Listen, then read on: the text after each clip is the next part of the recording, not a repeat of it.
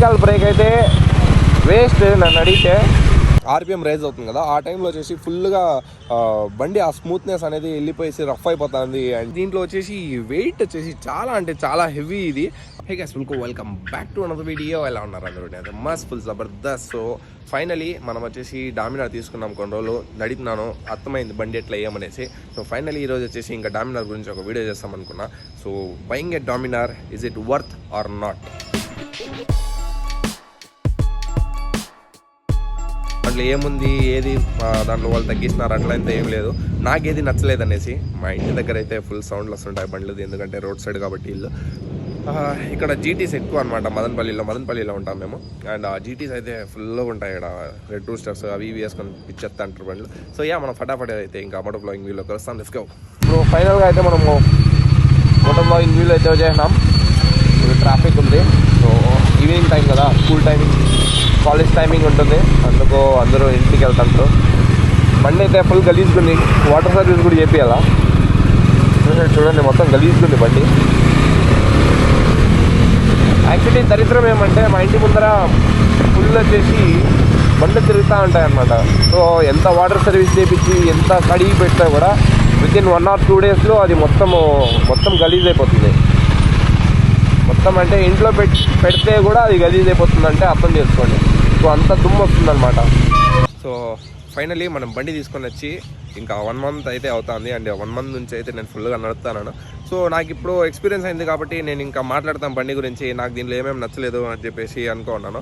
ఎందుకంటే చాలామంది వచ్చేసి డామినార్ వచ్చేసి కొంటామా వద్దా అని చెప్పేసి ఒక మైండ్ సెట్తో ఉన్నారనమాట.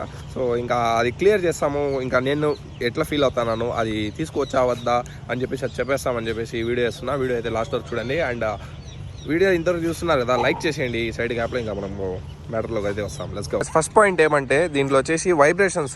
సో ముందు మీరు పాత డామినార్స్ చూస్తున్నారంటే దాంట్లో ఫుల్ వైబ్రేషన్స్ అయితే ఉన్నాయి.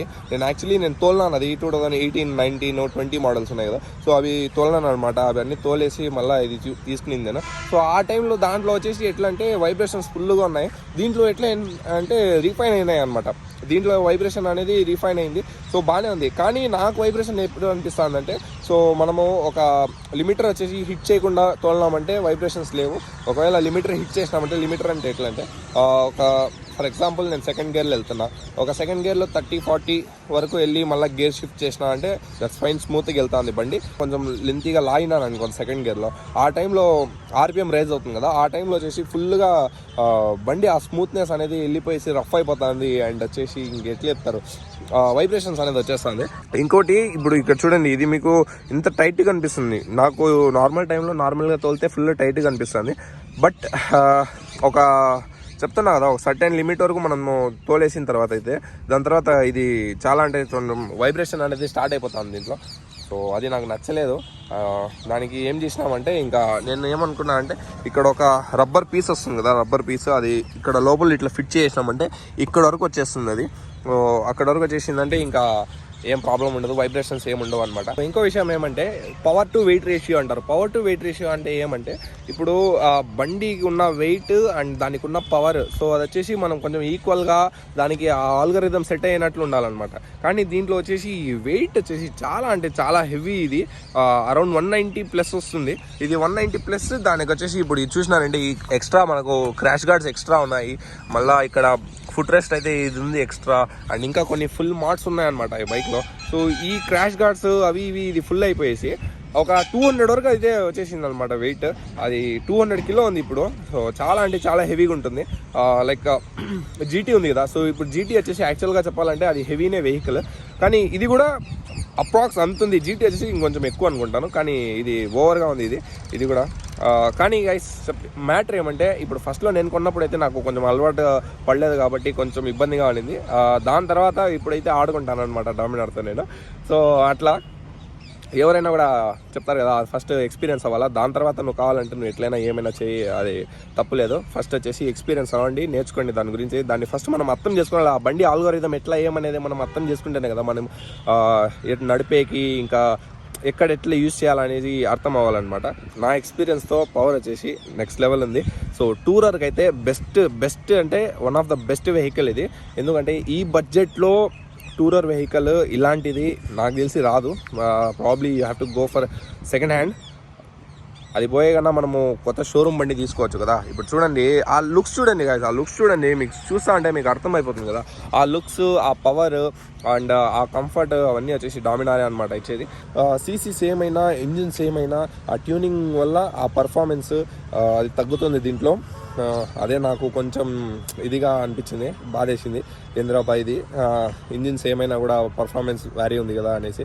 కానీ 390 టార్క్ ఆ ఇంజిన్ ఉండింటే, ఆ 390 టార్క్ ఉండింటే మాత్రం వేరే లెవెల్ ఉండేది ఈ బండి. నిజంగా నెక్స్ట్ లెవెల్ ఉండేది గైస్. నిజంగా దీనికి ఉన్న టార్క్ అయితే నెక్స్ట్ లెవెల్ ఉంది.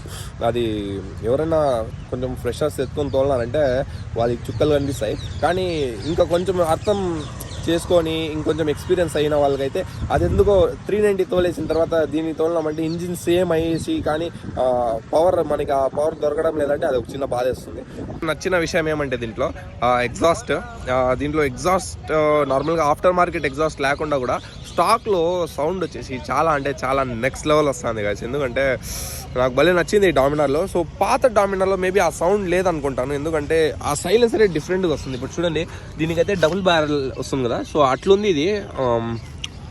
దానికి నార్మల్గా అది ఫస్ట్ వర్షన్ వచ్చింది కదా డామినార్లో, సో BS4 అవి.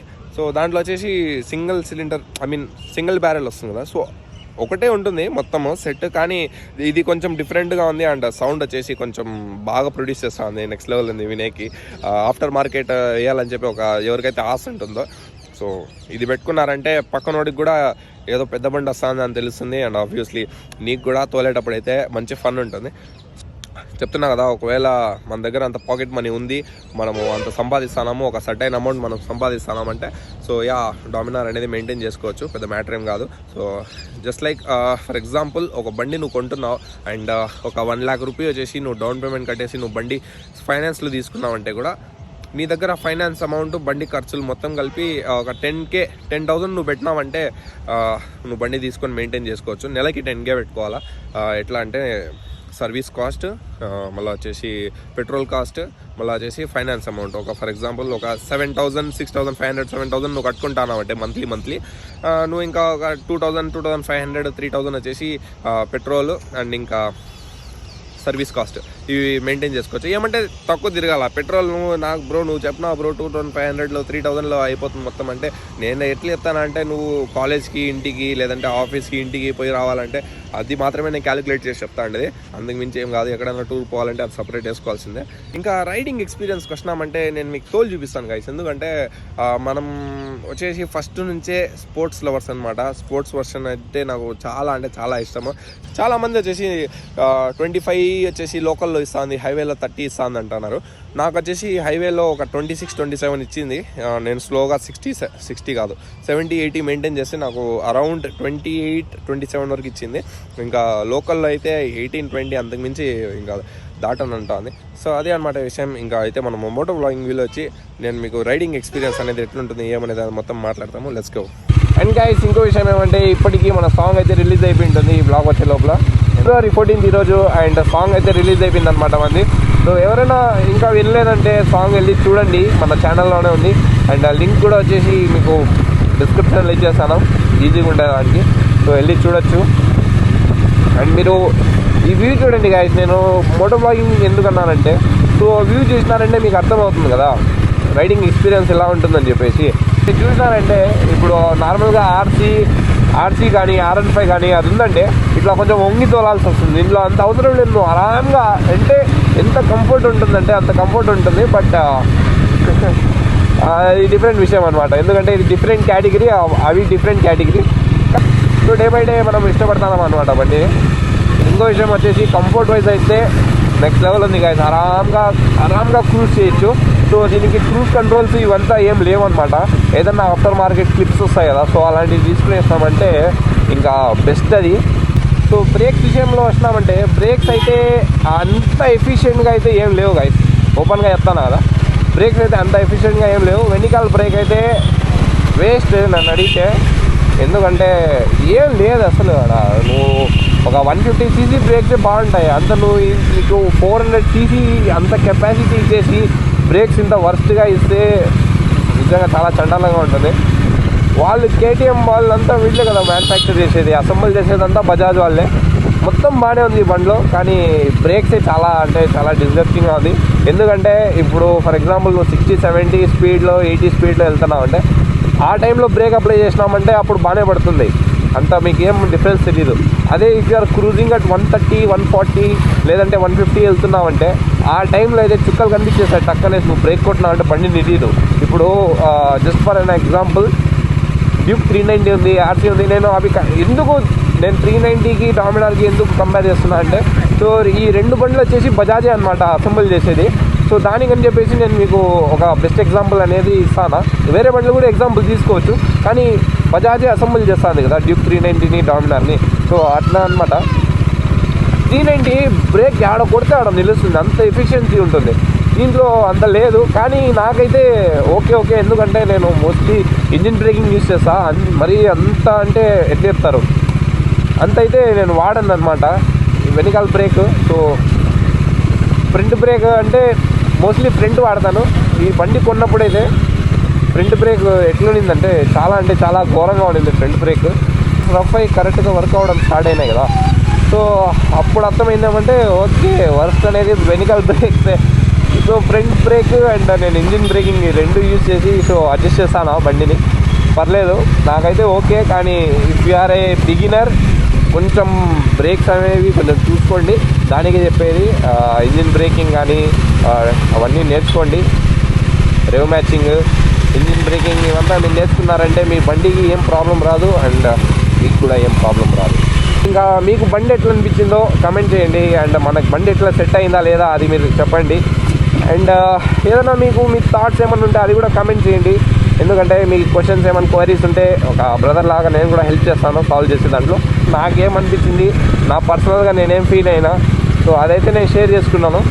మీ పాయింట్ ఆఫ్ వ్యూ ఏమో చెప్పండి, అర్థం చేసుకుంటాం.